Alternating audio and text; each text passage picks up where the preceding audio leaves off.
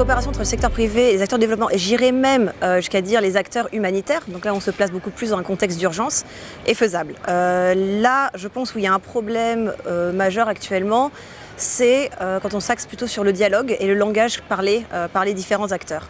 Donc je pense que si on peut avoir des événements qui ramènent les acteurs dans la même salle, où ils peuvent échanger et on promouvoit, on essaie de démontrer qu'il y a un dialogue commun, qu'il y a des objectifs qui sont communs, ce serait déjà la première base pour pouvoir lancer cette coopération. Aujourd'hui, c'est encore la revue technique annuelle et pour moi c'est une célébration, c'est une opportunité de rassembler tous ces partenaires, les ministères, les acteurs du secteur privé et les autres.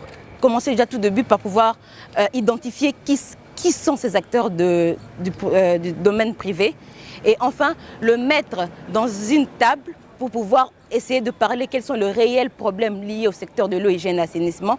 Et par là, ils vont travailler ensemble pour pouvoir arriver à rehausser le secteur de l'eau, hygiène et assainissement dans toutes les communautés. Je pense que les cadres unifiés devraient déjà se mettre en place en RDC pour faciliter que les acteurs de développement puissent travailler conjointement avec les secteurs privés avec des accords bien clairs et des responsabilités bien claires. Sachant que les acteurs de développement, ils ont non seulement le mandat d'offrir les services, mais ils ont un œil spécifique vers les plus vulnérables. Le secteur privé a tendance de rester dans les milieux urbains où il y a une masse critique qui est plus facile à atteindre.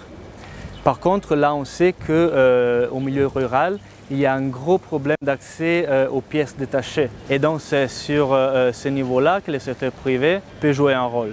Donc là on parle des gros fournisseurs qui sont d'habitude basés aux capitales provinciales, mais aussi des fournisseurs plus petits qui sont parfois présents sur le terrain, sur le territoire et qui peuvent beaucoup travailler dans une optique de marché. Grâce à notre aide, on espère que le secteur privé pourra s'intéresser aux milieux ruraux et pas seulement aux milieux urbains.